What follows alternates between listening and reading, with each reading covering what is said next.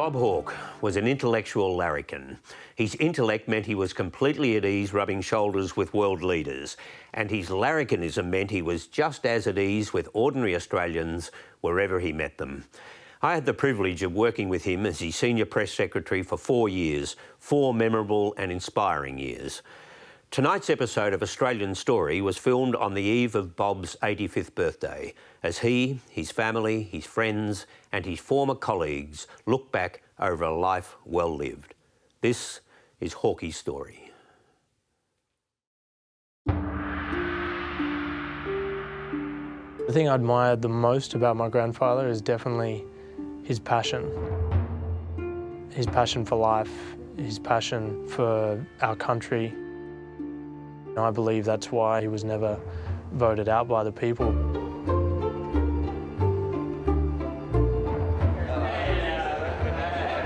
Even now, if you go anywhere, people just appear from nowhere. I mean, they find him. Okay. And they all love him. You did. Hawke had the magic formula. He was a common man, loved his footy, cricket, his beer. But there's always another side. Now, you are just being a bloody pest. Some people think that Bob's simple, some people think he's very complex. I think he's both. Hundreds of people mobbed Mr. Hawke as he moved towards his car. People ask why was Dad so popular. You knew where you stood with Dad. He was clear and, unlike a lot of the politics of today, conducted politics as a contest of ideas. We need to get everyone listening to the other bloke's point of view. The Australian Labor Party is not afraid of change. We welcome change. He was a good ACTU president, but when he came Prime Minister, he became a great Prime Minister.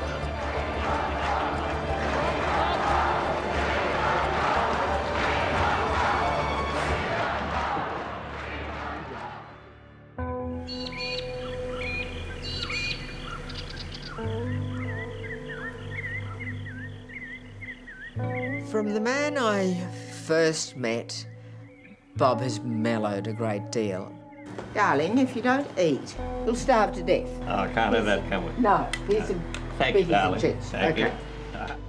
He's very quiet. He's a much more inward man. I don't know what he's thinking about, but I do know enough to know not to ask him. As his biographer, it was completely important for me to understand his childhood, and until I did, I didn't understand the man at all. I was born in Bordertown, South Australia, a very small country town. My father was a congregational minister there. My mother had been a teacher, absolutely passionate about education. I remember her saying to me, "Bob, you've been born with brains, but you've got to use them and develop them." My brother Neil was 9 years my senior, and I didn't know him very well because he was sent off early to King's College in Adelaide. I was very proud of my big brother. When Neil was just 19, he caught meningitis. He died very quickly, and I can still remember how totally devastated my mother was. Neil's death meant that all of that energy that had gone into Neil suddenly was concentrated on Bob. He became the adored and treasured child who had to be looked after at all times. I won a scholarship from Perth Modern School to the university.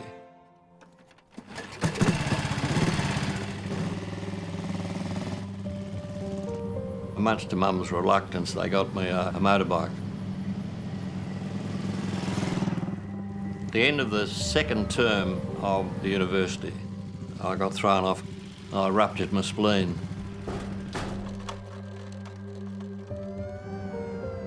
I was on the critically ill list for about a week. I mean, I was really hanging between life and death. I believed that God had spared my life and that I had an obligation now to make sure that I made the very most of it. But that meant pushing myself to the limits. Mum and Dad first met, probably they were 15 or 16 when their paths overlapped in Christian youth group. They were passionately in love. Their story very much was a love story. The idea of winning a Rhodes Scholarship featured fairly strongly with Dad. I went to Oxford in '53, and when I made the decision that I would do the research degree, the thing that stuck out was the conciliation and arbitration system, and particularly the setting of the basic wage. Well, that choice that I made then, little did I know, but it determined the rest of my life. The plan when Dad went to Oxford was that Mum would join him there. Dad, almost as soon as he arrived, started writing letters urging her to bring forward her date of embarkation. We had a marvellous time, not only in Oxford. We took our little van and toured around a lot of Europe. I think we kids saw it as a sort of an enchanted time before we came along. Hayes and I returned from Oxford early in 1956, got married in Perth, and then we went off to Canberra. My immediate plans were quite clear. I'd won the scholarship to go to the ANU to do my doctorate. My wife and I arrived at University House at the same time as Bob and Hazel. He had this irresistible matiness. He was extraordinarily exuberant, sometimes pugnacious, but always high-spirited. And people even then seriously asked the question of this chap, do you think he'll be Prime Minister one day? He exuded the idea that politics was sort of at his feet. He decided to go and work for the ACTU as their advocate before the Arbitration Commission. Fortunately, he was very successful in his first wage case. He was very aggressive, he infuriated most of the bench, but he won. And he became an overnight rock star. The 15 shillings basic wage increase is a tribute to the union's panel of advocates which presented the case.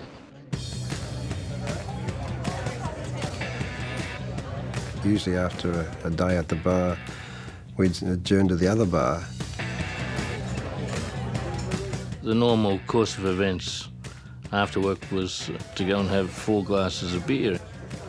For Bob, more like 24 glasses of beer. The press would often come to the John Curtin Hotel to interview him. He had the meeting out of his hand, in a sense. 1970 will go down in industrial history as the year of Mr. Hawke. In less than 8 months as president of the ACTU, he's attracted more attention than his predecessor did in 8 years. What has 1970 done to you personally? 1970 has done this to me, that I get very much less sleep in 1970 than I've ever got before. It's imposed greater strains upon my domestic life. When he was home, that was, exciting because he wasn't home much. I used to love going to things with him. A lot of the time when he was home, he just wanted to flop around and read the papers and not do much, which is fair enough, I suppose, given the rather hectic life he led. Whatever time you got with him was considered a bonus, really, because he belonged to everyone else. We knew that we came second, not, his job was first always. Congratulations. How does it feel to be Father of the Year? In 1971, Dad won Father of the Year award, which really remains an abiding mystery, doesn't it? The one who really should have the title is my wife. She has to be father as well as mother most of the time. I know Hazel was extremely unimpressed about Bob getting Father of the Year and how inappropriate that was. Mr. Hawke, if you don't mind me saying, you're looking a little weary. Can we presume? Bob has always driven himself to the point of collapse. When you're president of the ACTU, not even a seriously rigged back can prevent the paperwork piling up or stop the phone calls coming.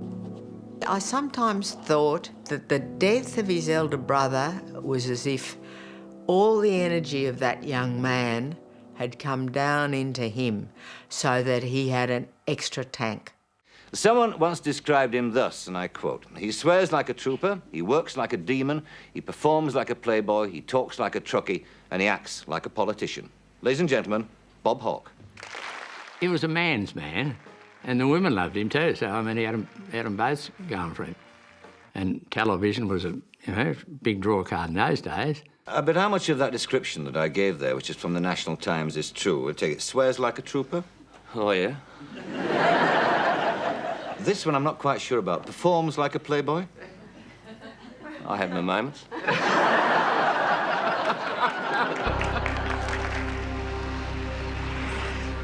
We first met in Jakarta in 1970 at a party. He'd just become president of the ACTU. I didn't know who the hell he was. I was immediately very much attractive to Blanche, not simply because of her considerable beauty, but her character and her probing mind and a charm that, you know, I found very compelling. But the whole situation was complicated by politics and what I might be doing politically. Mr Hawke, just about everybody in this country has some feelings for and against you. Nobody said to him, you can't be Prime Minister Right. and get divorced. He was savvy enough to know that himself. And look, I must say, I think it was that they got their marriage together. Mr Hawke, in a recent newspaper article, you said that you believed that you had the makings of a Prime Minister. He wanted to come into Parliament and become Prime Minister. But there was always a character issue about Bob Hawke. And the character issue went to the women and the drinking.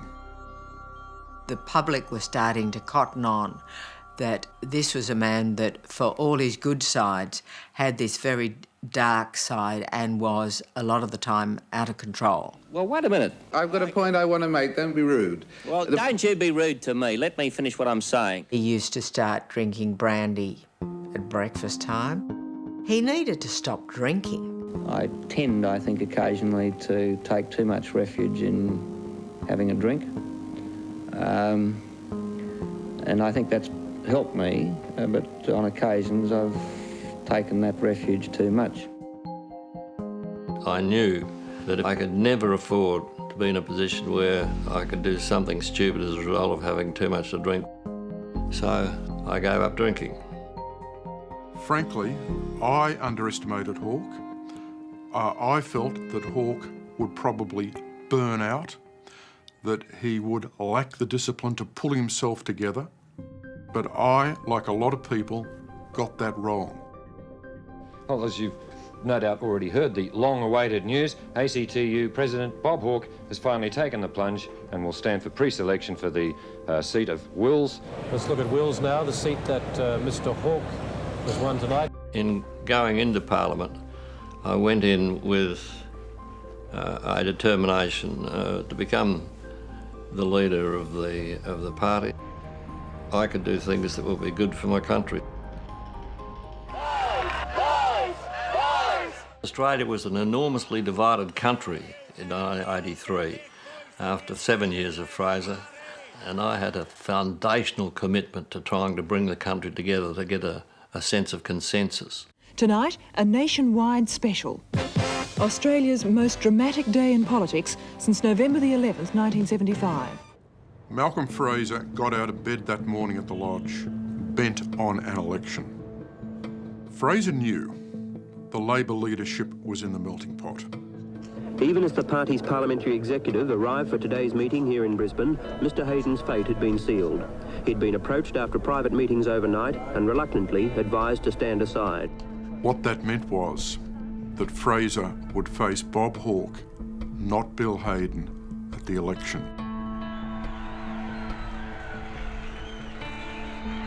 I was with Hawke in Brisbane on the second or third day after the transition. There were a mass of people surrounding him and there were women crying. They just wanted to touch him and they were weeping in the street. Ladies and gentlemen, the next Prime Minister of Australia has arrived. We're all very excited because we all believed that we were on the verge of victory. We were certain that we were coming back, so the elation was palpable. There's a sense of inevitability about it. For years, the nation has been waiting for him to make his run. And now it's happening before our very eyes. I'd been at plenty of election nights with Mum and Dad before, but this was a bit different. It's not a question of winning or losing like a sports match. It's a question of, you know, was Dad going to be responsible, bottom line, for the welfare of the country? Bob Hawke and his wife Hazel have just arrived here in the tally room in Canberra.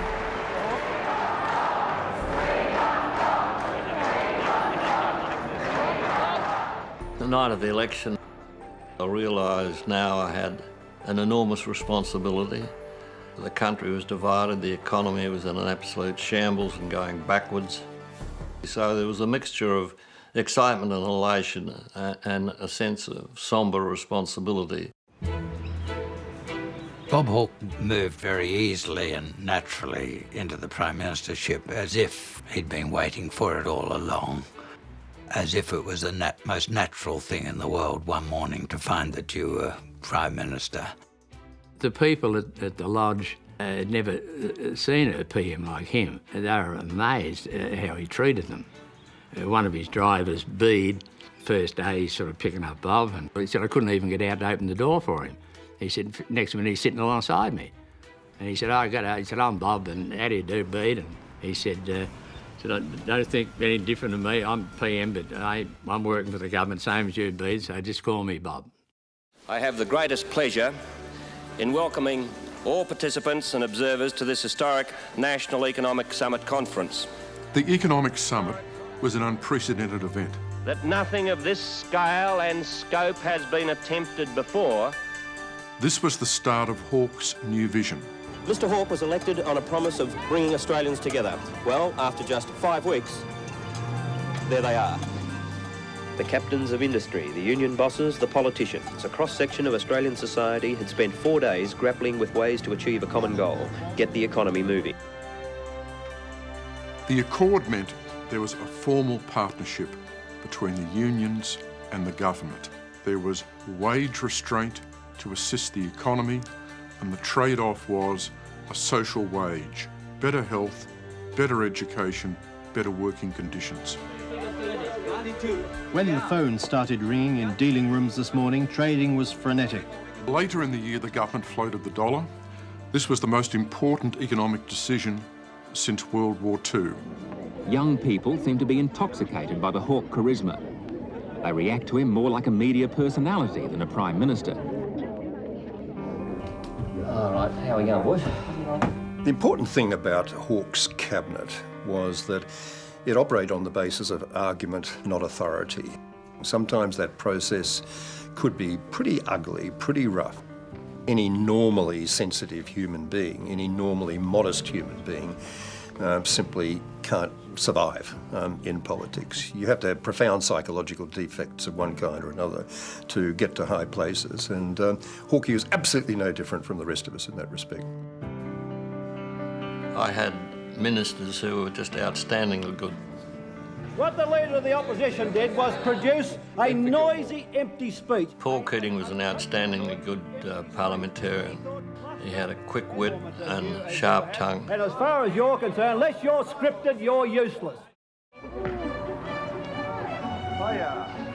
In relation to Bob and Paul working together, I saw no animosity, no difficulties in the relationship, and a lot of warmth. Which way are we going to pointing? Hey! It's gone in the bushes. I knew that he was an ambitious man, and he was entitled to be. My ambition was to get the best out of Paul that I possibly could. We are building together a nation in which there are no second-class Australians.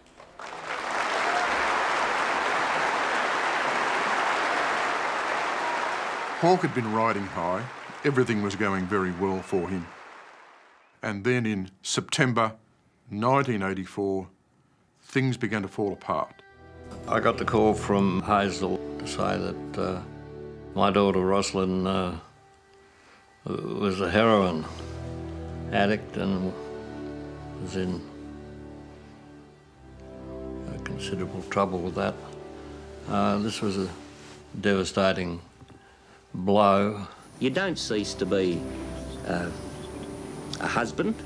You don't cease to be a father. Bob is an emotional fellow and he has cried in public before that. But he was now the Prime Minister and it needed an explanation. I think what got to Bob was that, I mean, we've both been aware of this, and it's been something which we've carried along, well, in his case, with working maybe a 16 to a 20-hour day at times, and fronting up, smiling, working, doing all the things, one carries it. I felt extraordinarily low, and then we came to the election, and I had this awful experience. It was the annual cricket match between the press gallery and the Prime Minister's office. There was considerable concern about Mr Hawke's right eye, which was cut when the ball smashed the lens of his glasses. But will this in any way change your campaigning plan? No, it could have, but no. I went through that 1984 election campaign in physical agony. It was pretty obvious that Hawke was off his game, badly off his game. In the run-up to the election, we did much worse than we'd all expected to do, largely as a result of that. Paul Keating has often said that Hawke never really recovered from the events of 1984. I won't have people say that he ran the show from 84 to 89. He didn't. And the history deserves to know that that's the way it was. I've spent many years talking to Paul about this. My own view is that Hawke did recover, and the reality is that Bob Hawke and Paul Keating worked very successfully together for quite a few years after 1984. Paradoxically, we get more time together now that we live together in Lodge than we did before. I think the period that I call the Canberra years were really good years for our family. Our lives have had difficulties because of the demands, but they've also had a great deal of interest and lots of excitement. And in a way, it was the best thing that ever happened to their marriage because they did spend so much time together. You look a bit tired.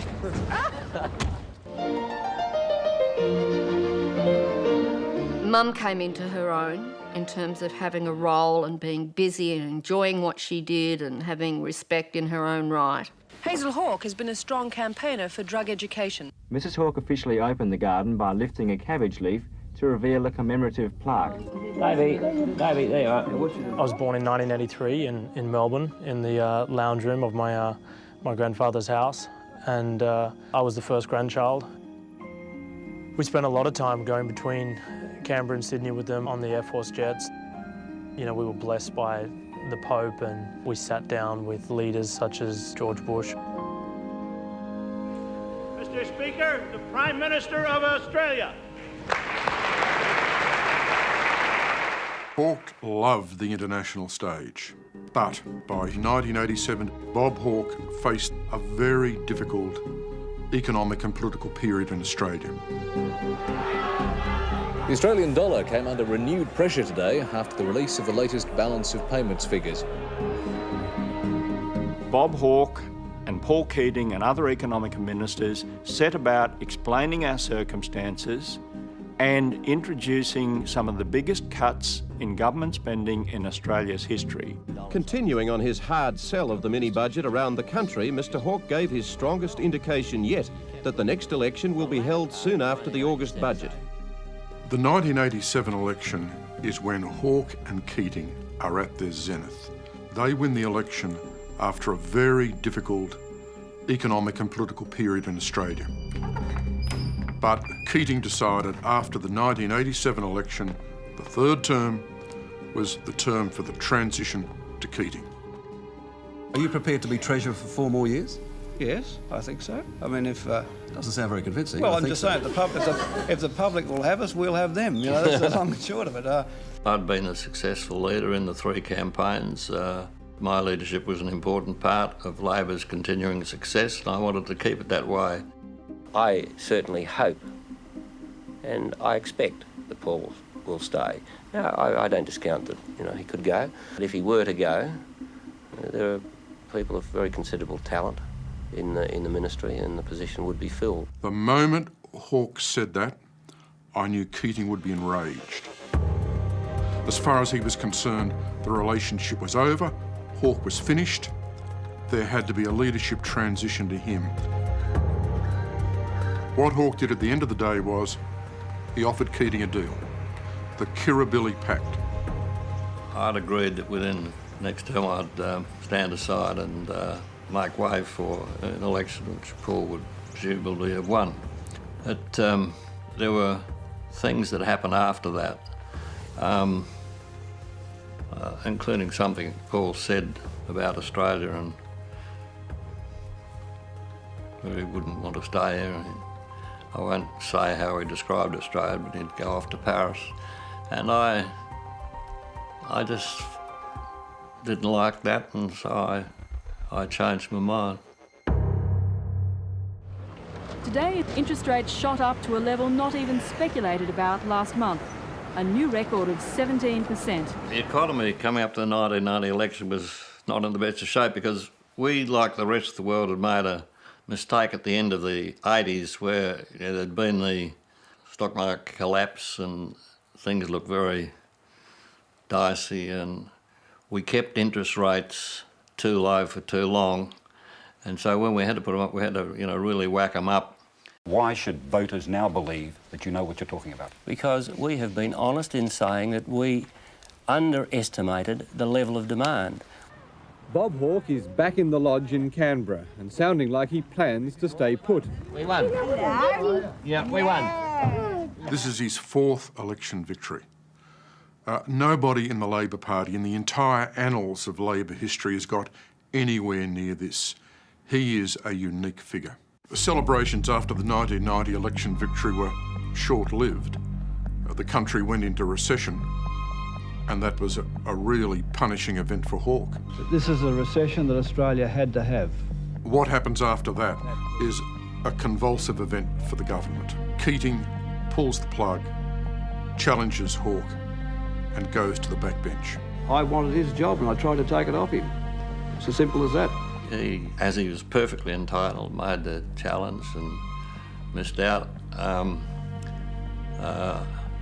I wasn't sure whether he would have another go. I tended to think he would. Prime Minister, what chance do you give of surviving the next 48 hours? I will tell. I, like the others, thought towards the end, for God's sake, make a decision, make a dignified decision of your own. Don't let others make it for you. Are you going to stand down? You've got to notice the moment. I don't know whether I rang him or he rang me the night before, and he said, I think I'm going, Colin. He said, I think they've got the numbers on me. It had sort of been bubbling, and Mum and I had been on the phone, and she said, you better come down in the morning. Parliamentary Labour Party have just elected a new leader, consequently a new Prime Minister of Australia, Paul Keating. It was a sombre day. I still remember the day in the lodge. We went and watched his speech on the television. I wish to thank a number of people, Hazel and my family, who of course have been a magnificent and continuing source of strength and support. Is everyone here? The enduring achievement of Bob and his ministers was the change that it brought to the Australian economy.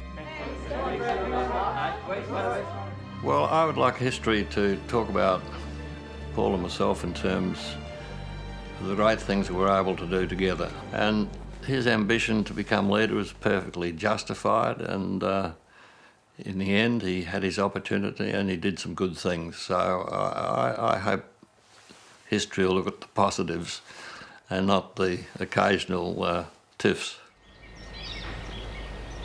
I'm thinking about what I'll be talking about at Woodford this year. When Bob lost the Prime Ministership, it was a quick transition for him. He quickly realised that this door had closed on his life and that there was a new door that would open. So I just hope it's not 42 degrees this year. Well, it was in Melbourne. We were having a cup of coffee and he said, I'm leaving Hazel. The simple fact of life, and it can happen to a Prime Minister as well as to an ordinary citizen. I simply fell in love with Blanche. What has happened is mutual and amicable, and Hazel and I remain very, very good friends. When our grandparents split and Bob moved on with Blanche, it really tore our family apart. Look, at the time, as it is with a lot of families, these things are matters of shock and grief and dissent. Yeah, I had a couple of tears in my eyes that Blanche said were very nice. The kids weren't happy about the fact that I divorced and married Blanche. They didn't want me as part of the family, and they actually put that in writing. Mum got over it pretty quickly.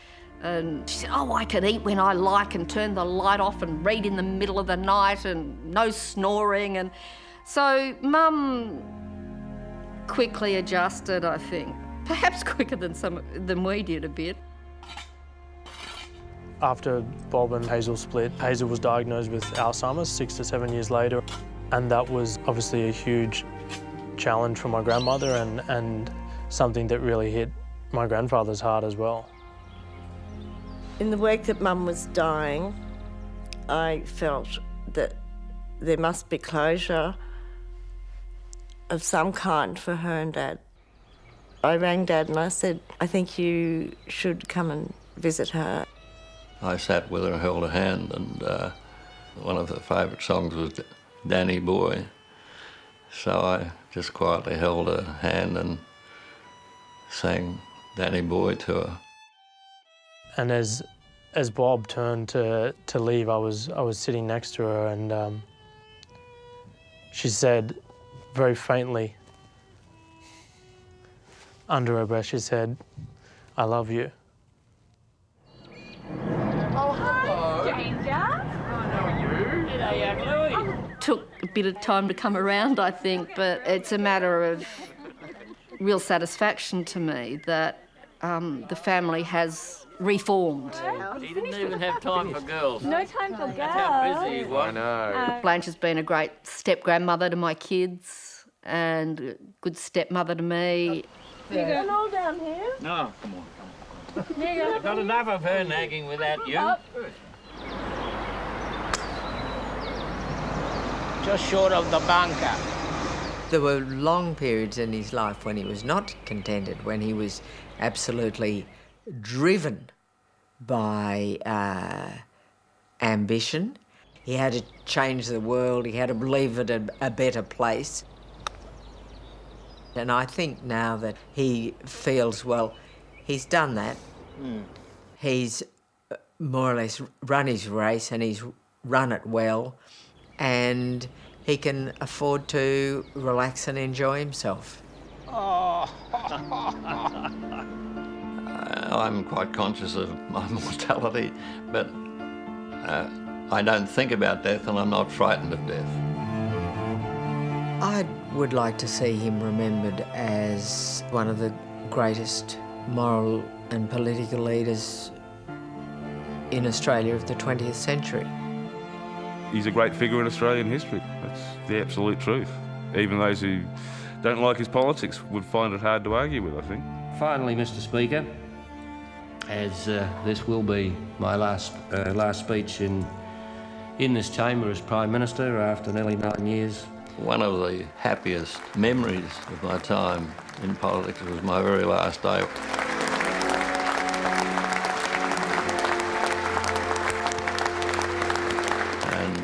One member of the opposition, he said, "You were a Prime Minister for all Australians," and that certainly warmed the cockles of my heart.